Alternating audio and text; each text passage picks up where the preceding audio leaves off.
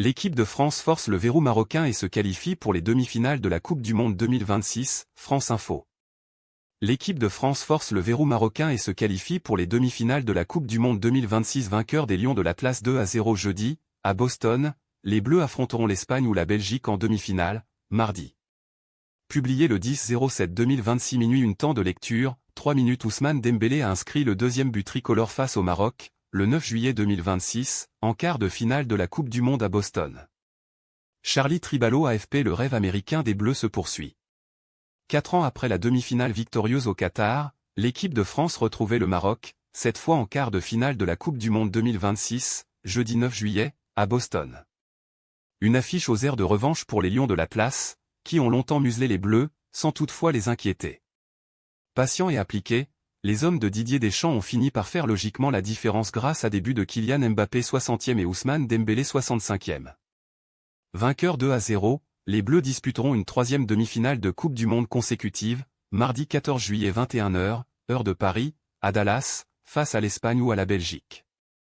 Pour son 6e quart de finale de mondial depuis 1998 sur 8 possibles, l'équipe de France a fait parler la force de l'habitude, elle qui n'a rendu les armes qu'une fois à ce stade de la compétition, en 2014 face à l'Allemagne. Sereins et appliqués, les Bleus ont maîtrisé la rencontre de bout en bout, face à des Lions de l'Atlas moins mordants qu'attendus, plus appliqués à défendre qu'à attaquer. Avec une équipe qui défend bien, bas, qui essaie de nous aspirer pour trouver la profondeur, résumait d'ailleurs Didier Deschamps à la pause, au micro de M6. Avant d'ajouter, on a eu les occasions, il faut trouver de l'efficacité. Car s'ils avaient ouvert le score dès la 5e minute de jeu en 2022, les Bleus ont cette fois patienté 1 heure. Ce n'était pas faute d'avoir essayé, mais les tricolores sont tombés sur un grand Yacine Bounou, impérial sur des tentatives de Kylian Mbappé 4e, Dayo Upamecano 5e et Désiré Doué 35e, avant de détourner du bout des doigts sur sa barre une frappe lointaine de Lucas Digne 45 2e.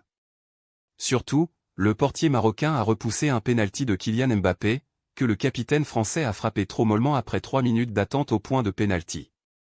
Un temps d'attente un peu bizarre, souriait Didier Deschamps à la pause. Cet échec n'a toutefois pas fait douter Kylian Mbappé. Trouvé à l'angle gauche de la surface à l'heure de jeu, l'attaquant du Real Madrid a réalisé l'un de ses gestes signatures en enroulant le ballon dans le petit filet opposé 1-0, 60e. De quoi libérer les siens, et récompenser la domination tricolore. 5 minutes plus tard, le capitaine a aussi été à l'origine du second but tricolore de la soirée, passeur décisif pour Ousmane Dembélé avant de lui ouvrir l'espace par un appel croisé, laissant au Ballon d'Or le loisir d'ajuster Yacine Bounou du plat du pied droit, au sol 2-0, 65e.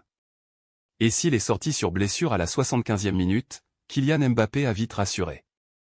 Ça va bien, j'ai pris un coup à la cheville. Mais ça va bien, a précisé au micro de M6 l'homme du match. Ce break d'avance a permis à Didier Deschamps de faire tourner, donnant du temps du jeu à Jean-Philippe Mateta, Bradley Barcola et Warren Zaïre-Emery, qui n'avaient pas encore joué dans ce mondial. Malgré plusieurs balles de 3-0, le score n'a plus bougé. Le Maroc, qui avait attendu un coup franc d'Achraf Hakimi en fin de première période pour frapper pour la première fois, a eu quelques timides balles de 2-1 en fin de match. Mike Maignan a notamment dû s'employer sur une frappe d'Azzedine Ounahi 83e, mais il était trop tard, l'équipe de France avait déjà composté son ticket pour la demi-finale, à Dallas, mardi 14 juillet. Sujet suivant. Météo France place 9 départements de l'ouest de la France placés en vigilance rouge canicule à partir de vendredi midi, 76 en orange, France Info. Météo France place 9 départements de l'ouest de la France placés en vigilance rouge canicule à partir de vendredi midi, 76 en orange. C'est la première fois que des départements atteignent le plus haut niveau d'alerte depuis le début de cet épisode, le 3e de l'année. Publié le 09-07-2026 19h53 mis à jour le 09-07-2026 21h05 temps de lecture, 1 minute 3 personnes marchent à Kerlouan en Finistère, le 8 juillet 2026. Vince Ferré en Lucas AFP 9 départements de l'ouest de la France seront placés en vigilance rouge canicule pour la journée de vendredi 10 juillet, à partir de midi, a annoncé Météo France jeudi, dans son bulletin de 16h. La zone concernée va du Morbihan à la Vienne. C'est la première fois que des départements atteignent le plus haut niveau d'alerte depuis le début de cet épisode, le 3e de l'année. La vigilance orange continue de s'étendre, et concernera 14 nouveaux départements jeudi, principalement dans la région Grand Est, et 76 au total. Elle sera levée dans les Bouches-du-Rhône. La vigilance canicule du 10 juillet 2027. France Info. La vigilance rouge concernera le Morbihan, l'Ille-et-Vilaine, la Mayenne, la Sarthe, la Loire-Atlantique, la Vendée, le Maine-et-Loire, la Vienne et les Deux-Sèvres, à partir de midi. Les Côtes-d'Armor, la Manche, le Calvados, la Seine-Maritime, l'Oise, l'Aisne, les Ardennes, la Marne, la Meuse, la Meurthe-et-Moselle, la Moselle, les Vosges, le Bas-Rhin et le Haut-Rhin passeront en vigilance orange. Jeudi, ce sont 72 départements qui sont placés en vigilance orange. Sont concernés l'Ain, l'Allier, les Alpes-de-Haute-Provence, l'Ardèche, l'Ariège, l'Aube, l'Aude, l'Aveyron, les Bouches-du-Rhône, le Cantal, la Charente, la Charente-Maritime, le Cher, la Corrèze, la Côte-d'Or, la Creuse, la Dordogne, le Doubs, la Drôme, l'Eure-et-Loir, le Finistère, le Gard, la Haute-Garonne, le Gers, la Gironde, l'Hérault, l'Ille-et-Vilaine, l'Indre, l'Indre-et-Loire, l'Isère, le Jura, les Landes, le Loir-et-Cher, la Loire-Atlantique, le Loiret, le Lot, le Lot-et-Garonne et le Maine-et-Loire. Les vigilances orange canicule en France, le 9 juillet 2026. France Info. La vigilance touche également la Haute-Marne, la Mayenne, le Morbihan, la Nièvre, l'Orne, le Puy-de-Dôme, les Pyrénées-Atlantiques, les Hautes-Pyrénées, les Pyrénées-Orientales, le Rhône, la Haute-Saône, la Saône-et-Loire, la Sarthe, la Savoie, la Haute-Savoie, Paris, la Seine-et-Marne, les Yvelines, les Deux-Sèvres, le Tarn-et-Garonne, le Vaucluse, la Vendée, la Vienne, la Haute-Vienne, Lyon, le territoire de Belfort, l'Essonne, les Hauts-de-Seine, la Seine-Saint-Denis, le Val-de-Marne et le Val d'Oise. Sujet suivant. Pourquoi la peine d'inéligibilité avec exécution provisoire prononcée contre Marine Le Pen en première instance ne s'applique-t-elle pas après son pourvoi en cassation? France Info. Selon Rémi Haïtz, procureur général de la Cour de cassation, le recours annoncé par la leader d'extrême droite contre l'arrêt de la Cour d'appel ne fait pas revivre le jugement rendu par le tribunal correctionnel en mars 2025. Ce n'est pas un raisonnement fondé. Rémi Haïtz, procureur général près la Cour de cassation, a balayé, jeudi 9 juillet, l'argument, brandi par certains juristes, selon lequel le pourvoi formé par Marine Le Pen contre la décision de la Cour d'appel de Paris faisait renaître sa condamnation à 5 ans d'inéligibilité avec exécution provisoire, prononcée en première instance par le tribunal correctionnel. Le pourvoi en cassation suspend l'exécution de l'arrêt, a déclaré Rémi Haïtz sur France Inter. Ce qui signifie que la condamnation en appel de Marine Le Pen pour détournement de fonds publics ne s'applique pas à cette heure, le temps que le pourvoi soit examiné, selon une procédure bien particulière. La Cour d'appel de Paris a prononcé mardi à l'encontre de la chef de file des députés du Rassemblement national RN une peine de 3 ans de prison, dont 1 an ferme aménageable sous bracelet électronique, une amende de 100 000 € et 45 mois d'inéligibilité, dont 30 avec sursis. Certains disent, mais puisque l'arrêt en quelque sorte est suspendu, ce serait le jugement de première instance qui revivrait, notamment sur l'exécution provisoire. Mais non, a assuré Rémi Haïtz jeudi matin. Elle est condamnée par la Cour d'appel mais en raison de ce pourvoi elle n'est pas condamnée définitivement et donc elle est toujours présumée innocente tant que la décision n'est pas définitive. Ce qui est suspendu, c'est l'exécution, aujourd'hui, de la décision prononcée par la Cour d'appel de Paris, a complété le haut magistrat. Mercredi après-midi, la Cour de cassation avait déjà écrit noir sur blanc dans un communiqué que, sauf exécution provisoire, le pourvoi a un effet suspensif. La Cour d'appel de Paris n'a prononcé l'exécution provisoire sur aucune partie de sa décision. Ainsi, les dispositions pénales de cet arrêt, qui ont partiellement infirmé le jugement du tribunal judiciaire de Paris, ne peuvent pas être mises à exécution, avait ajouté la plus haute juridiction en droit français. En clair, cela signifie la suspension de la décision rendue mardi, mais sans que cela occasionne pour autant un retour à la première décision prononcée le 31 mars 2025 par le tribunal correctionnel de Paris. Cependant, certains politiques, avocats et juristes ont soutenu le contraire, mercredi soir sur les réseaux sociaux. La défense de Marine Le Pen avait assuré à France Info dès mardi soir qu'il n'y a pas de survivance de la décision de première instance. Dès lors qu'il y a un pourvoi en cassation, la peine est suspendue et la personne est présumée innocente, a aussi rappelé, mercredi matin sur TF1, Marie-Suzanne Lequéot, procureure générale près la Cour d'appel de Paris. En vertu de ces principes, la peine d'inéligibilité de 5 ans prononcée en première instance ne peut donc pas s'appliquer. D'autant que, dans son arrêt, consulté par France Info, la Cour d'appel écrit noir sur blanc qu'elle considère que l'exécution de cette peine d'inéligibilité depuis le 31 mars 2025 a d'ores et déjà réparé l'atteinte à la probité, et que l'ignorer porterait atteinte au principe de liberté des candidatures, condition essentielle à une expression démocratique du suffrage universel. Si le doute existe, c'est parce que le 1er avril 2025, un article du Canard enchaîné a soulevé une jurisprudence de 1993 selon laquelle, en cas de pourvoi en cassation après la décision d'appel, la peine de première instance serait réactivée, à savoir les 5 ans d'inéligibilité avec exécution provisoire. Un débat qui agite les plus grands juristes, sans qu'ils ne réussissent à trancher la question, encore aujourd'hui.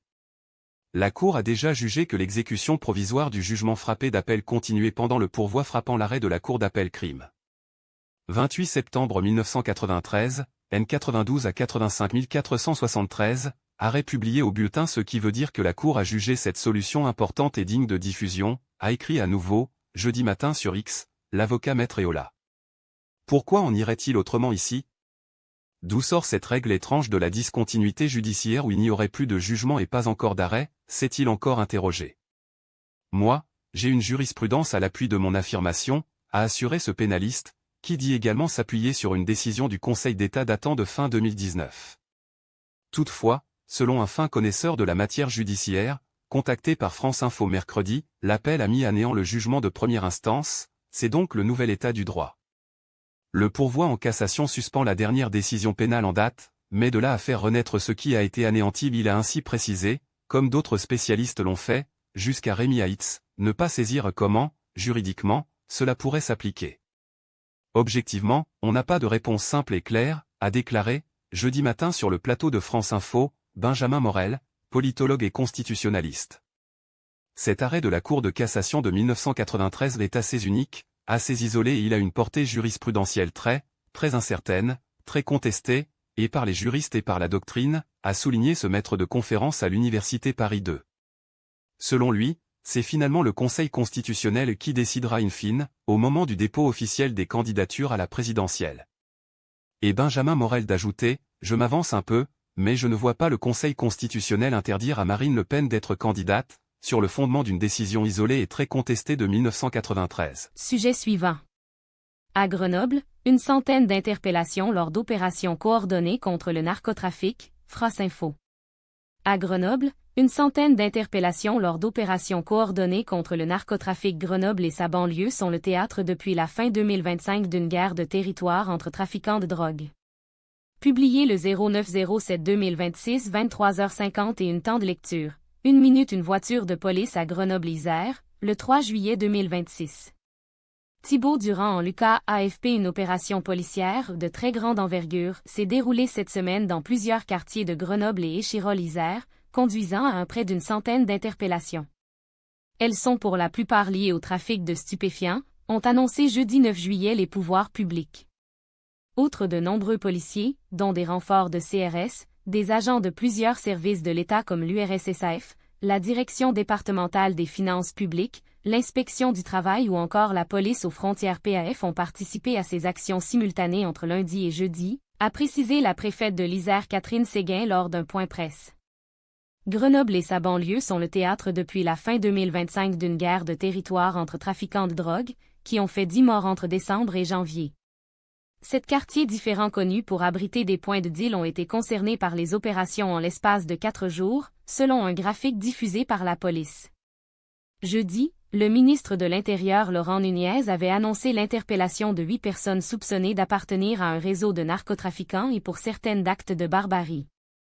Celle-ci a également permis d'effectuer des contrôles d'établissements et d'appartements dont certains étaient squattés par des trafiquants, mais aussi le retrait de 30 à 50 M3 d'encombrants divers et 32 voitures ventouses stratégiquement disposées près des lieux de vente de drogue pour gêner l'action des policiers. Sujet suivant. Nouvel échange de frappes massives entre l'Iran et les États-Unis avant l'inhumation du guide suprême Ali Khamenei, France Info. Nouvel échange de frappes massives entre l'Iran et les États-Unis avant l'inhumation du guide suprême Ali Khamenei. Cette reprise des hostilités fait craindre un retour à un conflit d'ampleur dans la région. Publié le 09/07/2026, 23h27 temps de lecture, 1 minute. Une foule de personnes en deuil se rassemble dans une rue de Mashhad, Iran, avant le passage du cortège funèbre du guide suprême iranien assassiné, Ali Khamenei, le 9 juillet 2026. Wakil Kossar AFP. De nouveaux affrontements ont éclaté entre les États-Unis et l'Iran jeudi 9 juillet. Téhéran a riposté contre des alliés de Washington dans la région, accusant ses ennemis de vouloir perturber l'inhumation du guide suprême Ali Khamenei. Cette reprise des hostilités, les plus importantes depuis la signature le 17 juin par les deux belligérants d'un fragile protocole d'accord venu entériner le cessez-le-feu d'avril, fait craindre un retour à un conflit d'ampleur. Dans la nuit de mercredi à jeudi, les États-Unis ont encore massivement frappé l'Iran, visant selon l'armée quelques 90 cibles militaires. Mais la République islamique a accusé Washington d'avoir aussi ciblé des infrastructures civiles afin de faire de l'ombre et d'empêcher les fidèles de se rendre aux funérailles d'Ali Khamenei. Des ponts et la liaison ferroviaire entre Téhéran et Machhad Nord-Est, où l'ex-guide suprême doit être inhumé dans la soirée, ont été touchés selon Téhéran. Dans la soirée de jeudi, une installation militaire près de Boucher, ville du sud-ouest de l'Iran qui abrite la seule centrale nucléaire en activité du pays, a été touchée par une frappe, a annoncé un responsable iranien jeudi à l'agence officielle IRNA. Le ministère américain de la Défense a cependant démenti auprès de l'AFP toute frappe des États-Unis sur l'Iran lors des dernières heures.